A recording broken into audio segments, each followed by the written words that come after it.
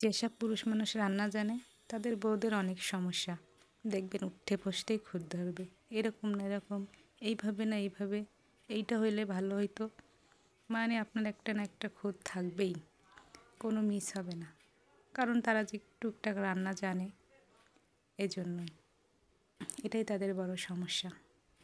তা আমার জামার অনেক ভাপা পিঠা খাইতে ইচ্ছে করছে। তা আমি বলছিলাম যে বাজার থেকে কিনে আনার জন্য, সে বলছে না, বাজার থেকে নিয়ে আসলে নাকি তাতে গুড় কম থাকে, নারকেল কম থাকে, তো সে নিজে হাতে বানিয়ে খাবে বেশি করে নারকেল দিয়ে। তো মোটেও সময় হচ্ছিল না। তো দেখুন, সে বাসার সামনে এক নারকেল আছে, ছোটো ছোটো নারকেল নিয়ে, সেটা নিয়ে অনেকক্ষণ হাসাহাসি করলো। তো সেখান থেকেই 3টা নারকেল নিয়ে আসছিলো, আর ভাপা পিঠার যা যা লাগে গুড় ছাঁচ সব কিছু নিয়ে নারকেলটা কুড়িয়ে রেডি করছিলাম। এখন এখানে আমি এই যে চালের গুঁড়াটা দিয়ে দিচ্ছি, এটা একদম শুকনা চালের গুঁড়া। তো এটাকে আমি 3 বাটির মতো নিয়ে নিয়েছি। এখানে লবণ দিয়ে শুকনো উপকরণগুলো আমি ভালোভাবে মিশিয়ে নিচ্ছি, শুধু লবণ আর চালের গুঁড়াটাই আমি মিশিয়ে নিচ্ছি এখানে। এখন নর্মাল পানি দিয়ে এটাকে আমি গুলিয়ে রেডি করে দিচ্ছিলাম। সে তো যে নিজের হাতে বানাবে, আমি একটু রেডি করে দিচ্ছি এখানে।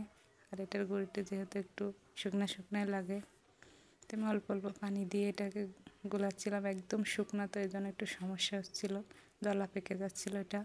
তো আমি আবার হাত দিয়ে এটাকে ছাড়িয়ে দিচ্ছিলাম। সেহেতু সে রান্না জানে, সেজন্য পাশের থেকে অনেক, এটা এইভাবে না, এটা এইভাবে, এইভাবে হয়, এইভাবে করে, এরকমই করতেই আছে আর কি। সব রান্নাতে তার মাতবাড়ি থাকবেই, কারণ সে টুকটাক রান্না জানে। আর ছোটোবেলায় যাদের মা না থাকে তারা আসলে সব কাজই জানে। তা আমার স্বামীরও ছোটোবেলায় আসলে মা ছিল না, সেজন্য টুকটাক কাজকাম সে জানেই। আর জানে দেখে একদিকে সুবিধা আছে যে সে আমাকে, মানে অসুস্থ হলে আমি তখন টুকটাক কাজ নিজেরগুলো করতে পারে, কিন্তু তার চেয়ে অসুবিধা বেশি খুঁত ধরে। তো আমি এই চালের গুঁড়াটা একটু নর্মাল পানি দিয়ে মিক্স করে এটাকে একটু চেলে দিচ্ছিলাম, যাতে দলা দলা না থাকে, তাহলে পিঠাটা আবার সুন্দর হবে না। আর এদিকে দেখেন, তিনি গুড়টাকে কুড়াচ্ছিল কুড়ানি দিয়ে, কিন্তু এটা কিন্তু হচ্ছিল না কুড়ানি দিয়ে কুড়ানোর সময়। এটা হচ্ছে বাজারের কেনা গুড়, এগুলো তো ভালো হয় না রকম, সেজন্য একটু পানি পানি বের হয়ে যাচ্ছিলো। আর এক দেশে তো ভেজাল ছাড়া আর কিছুই নাই।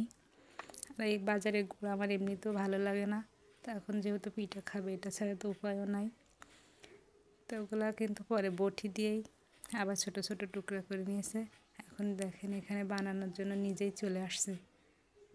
আমি বলছিলাম যে আমি রেডি করি, তো যাই হোক, সে নিজেই বানাচ্ছে।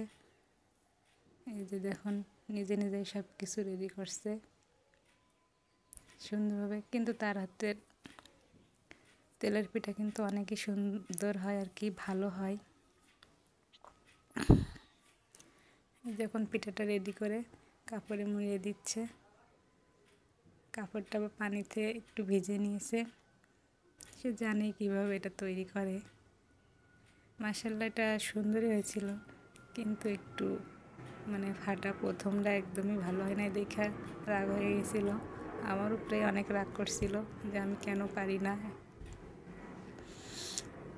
এই যে এখন এটা দিয়ে দিবে, তো অবশ্যই আমি চেষ্টা করবো আবারও বানিয়ে দিতে।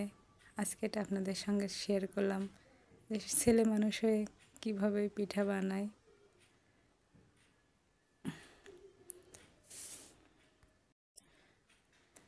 তো পিঠাটা এখানে দিয়ে এখন বাটিটাকে একটু ঝাঁকি দিয়ে এখান থেকে উঠিয়ে নিচ্ছে।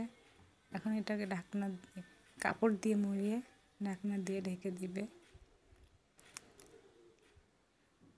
গুণবতী জামাই আমার, সব কিছুই জানে। তো এই যে এইভাবে পিঠাগুলো কিন্তু বানিয়ে নিছে, খেতে অনেক মজা হয়েছিল, কিন্তু একটু ফাটা ফাটা হয়েছিল। তো আজকে এ পর্যন্ত, আল্লাহ।